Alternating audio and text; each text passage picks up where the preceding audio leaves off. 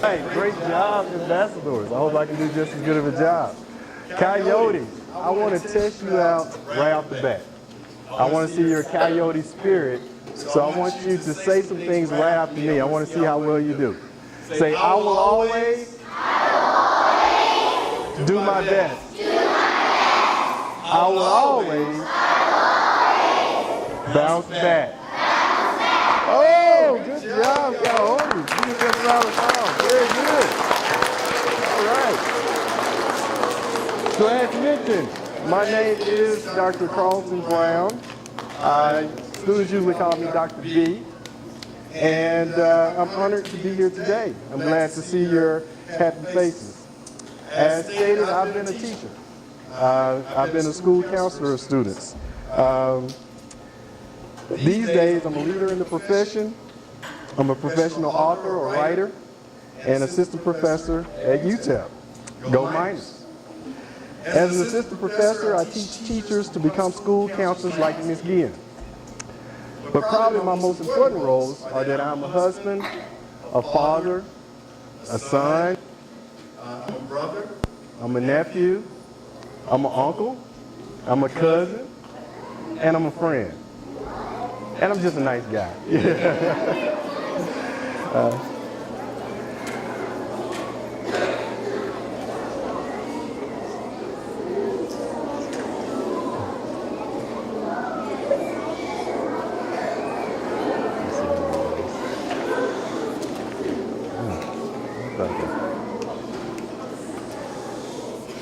All right. So first, I'd like to thank Ms. Guillen, your school counselor, Ms. Miles, the principal, and all the teachers, staff, community members, parents of Dr. Nixon Elementary for giving me this opportunity to talk to you today. In fact, let's take a minute and show our appreciation for your outstanding teachers, faculty, support staff, community partners, and parents by giving them a round of applause as well.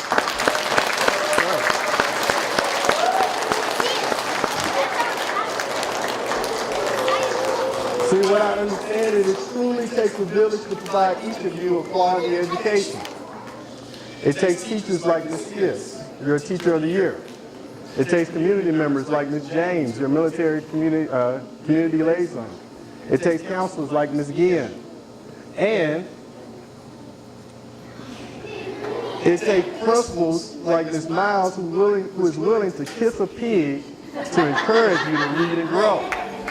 Kiss a pig? She's willing to do whatever it takes. All right. Second, I'm here to share with you the reason for my personal success in school and beyond.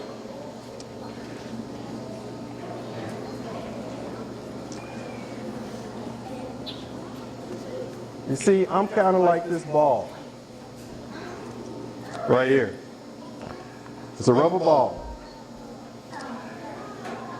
Every time you push me down, every time you slam me to the ground or throw me against something really hard, guess what happens? I bounce back. That's right.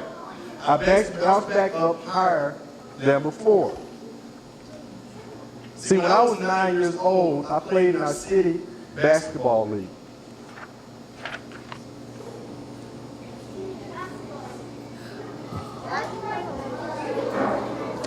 Our team name was Georgetown Hoyas. We were one of 3 teams competing to win the championship. The game I'm going to tell you about was the game to win, to make it the final championship game.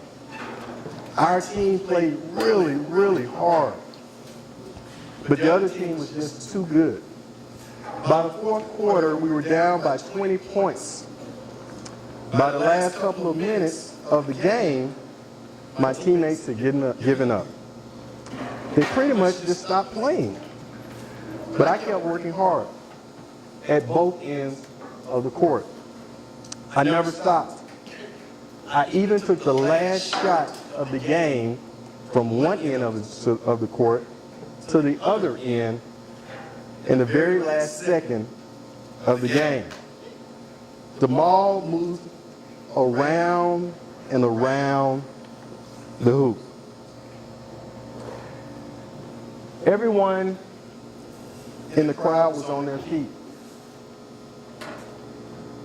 but the ball didn't go in. As the buzzer sounded to the end of the game, the ball hit the floor. I heard a loud "ah" from the crowd. The odd thing was, although we lost the game, I received the most valuable player award and a standing ovation from the crowd.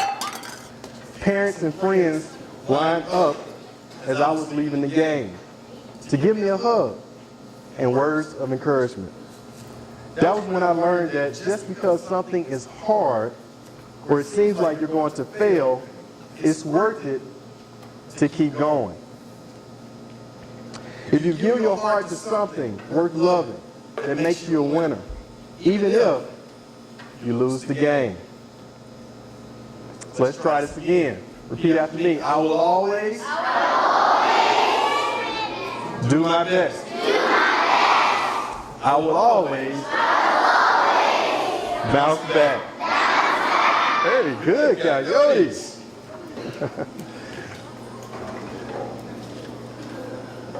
The next story is about me failing a 5th grade vocabulary test. When I was 10 years old, I was in a really hard English class. The most difficult part of this class was the vocabulary test. I remember studying for the particular test, but on the day of the test, my classmates and I struggled. We did our best, but afterwards, none of us felt good about it. The next day, the teacher explained that many of us had not done well. One of my friends even balled up her test results and threw it away. She wasn't going to show her parents or even tell them about it. I told my friend that I was going to tell my mother because I was upset. I was upset not really because of my grade, but because I knew in my heart just how important education was. So I told my mother in tears that I wanted her to help me learn some of the words on the list. I didn't care how long it took. If these were words that I needed to know to be successful, I wanted to learn them. My mother helped me. We met with the teacher, and the teacher helped me too. From then on, for every test, I asked the teacher or someone else to help me go over my words so that I could be the best that I could be. The point is, there's some things in life you give your all to, your whole heart to. And I learned that my education was one of them. So let's try it again. I will always do my best. I will always bounce back.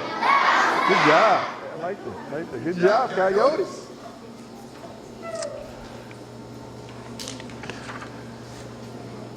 Often at this time of year, you'll hear names of many African American people. You'll be told about the great things these individuals have done for all of us. Awareness is important, but believe it or not, all of these great people had one thing in common with me that made them successful. They always did their best, no matter how hard the test. Dr. King, one of the greatest civil rights leaders of America, explained it this way. If a man is called to be a street sweeper, he should sweep streets even as a Michelangelo painted, or Beethoven composed music, or Shakespeare wrote poetry. He should sweep streets so well that all the hosts of heaven and earth will pause to say, here lived a great street sweeper who did his job well. In other words, no matter what you do in life, always do your best work. When it becomes difficult, when it seems like you can't move forward, Dr. King tells us, if you can't fly, then run. If you can't run, then walk. If you can't walk, then crawl. But by all means, keep moving.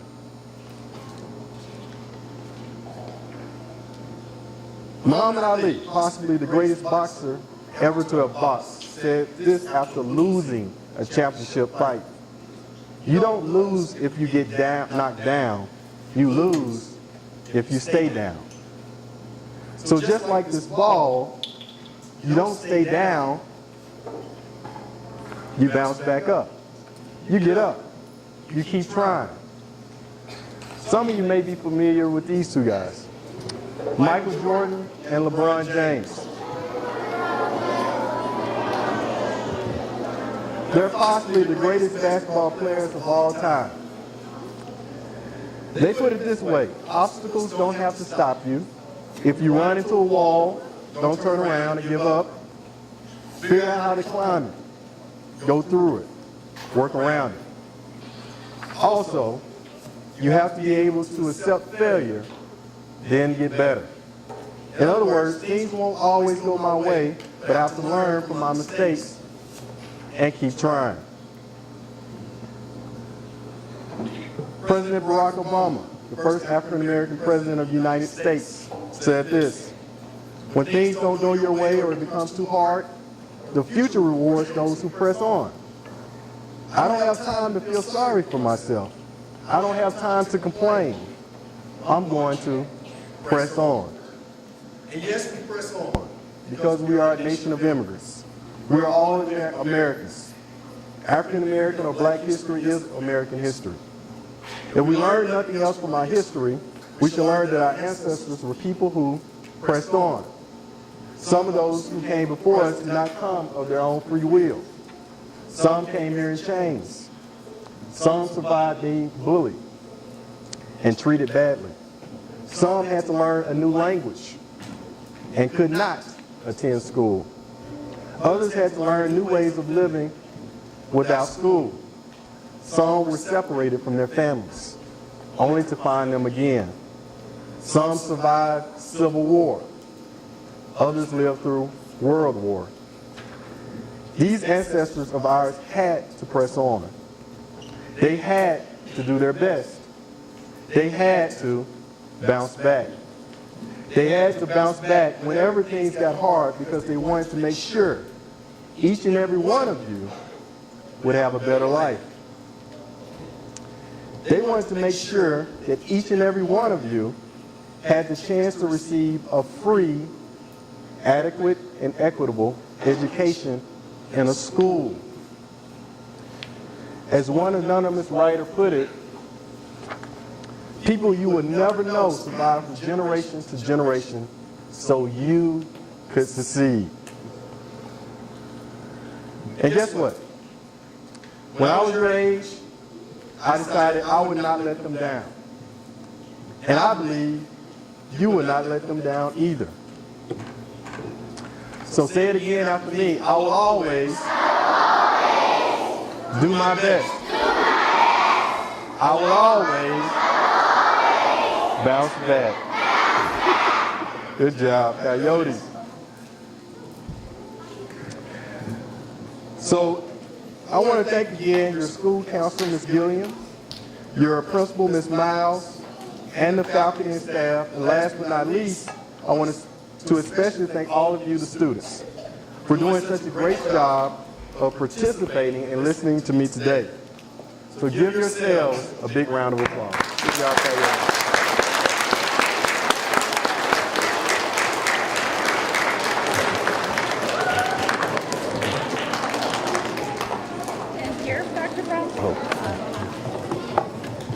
Here to thank Dr. Brown. Let's hear another round of applause for Dr. Brown.